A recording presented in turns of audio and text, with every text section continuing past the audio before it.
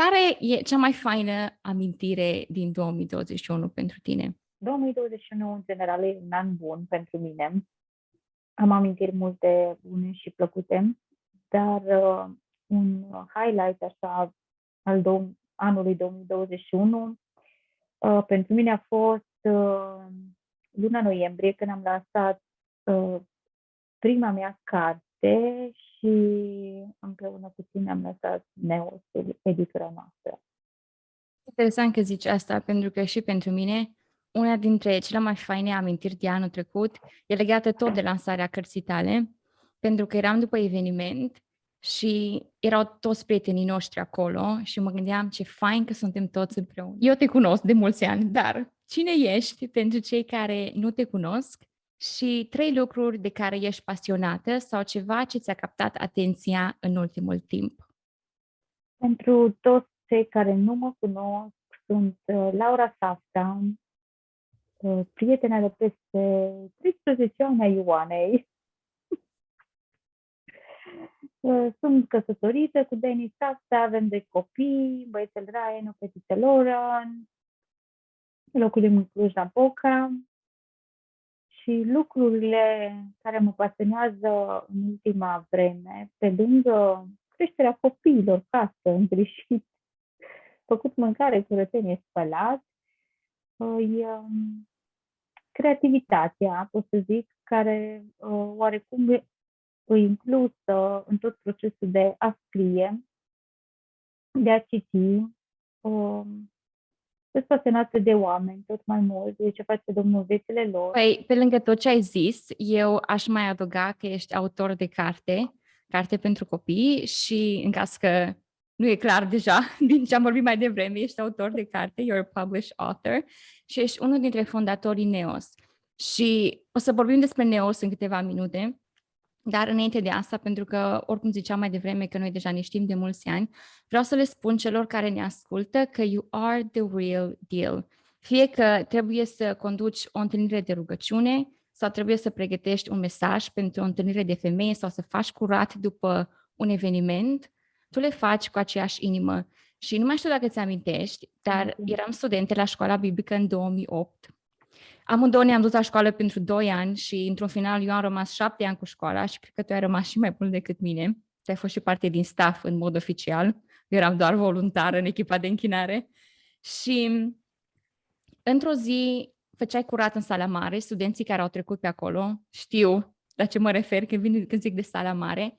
Și, printre altele, mi-a zis, fac curat ca și cum Isus s-ar așeza pe fiecare loc, șterg fiecare scaun de praf, ca și cum Isus s-ar așeza pe fiecare scaun.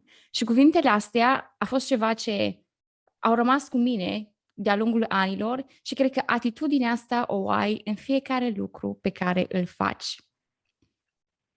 Wow, ce fain că îți amintești tu lucruri și ce important e să faci lucrurile chiar din inimă, fără să dai, să te gândești că cineva și-ar aduce aminte peste 12 ani de lucrurile astea. Ce înveți în momentul de față?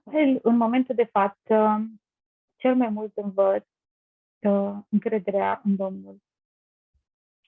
Să ascult vocea Lui și să îndrăznesc oarecum să pășesc în ce zice El, indiferent de întrebările mele, de răspunsurile poate primite până în momentul de față, cumva așa, procesul ăsta de a simți pace nu numai doar a asculta ce zice Domnul, ci și a împlini ce zice El. Laura, cum ai trecut tu, sau dacă încă mai ești acolo în zona aia, cum ai trecut de frica asta de eu nu am mai făcut asta înainte, e nou pentru mine? O bună întrebare. Cred că prima dată orice lucru nou vine cu un gând așa, ce spun oamenii, ce cred.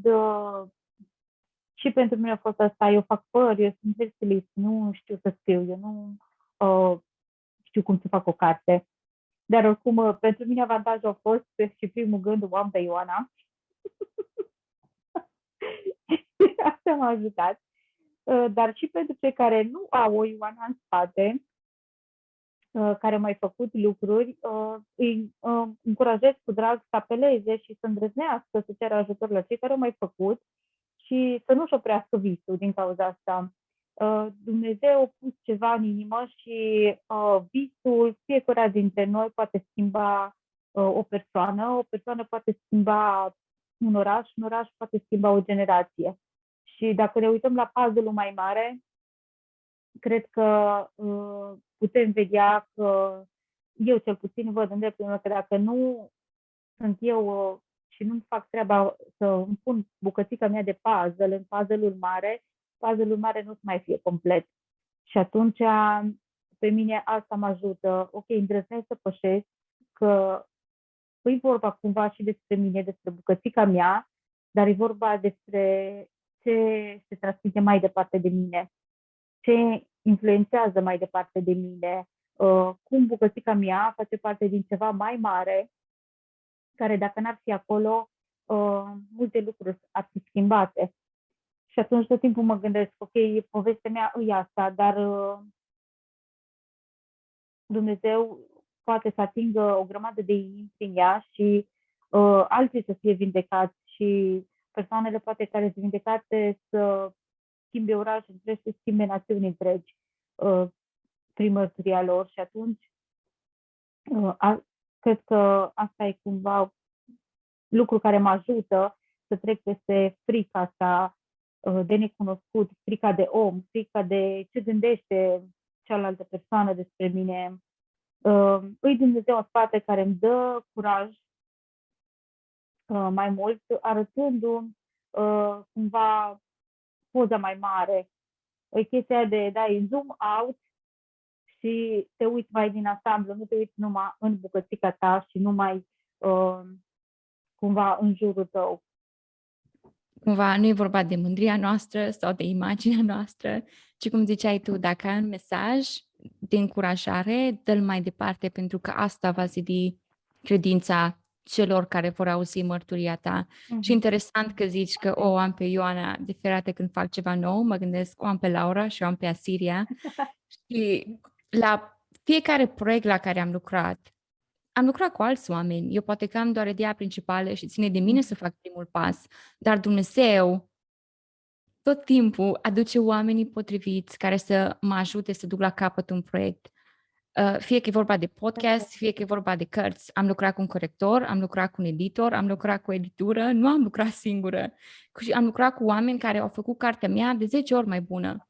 Și la fel, la proiectul tău ai lucrat cu oameni, între care și eu, care atunci când noi am publicat cartea, am publicat cea mai bună variantă pe care noi puteam să o facem la momentul respectiv.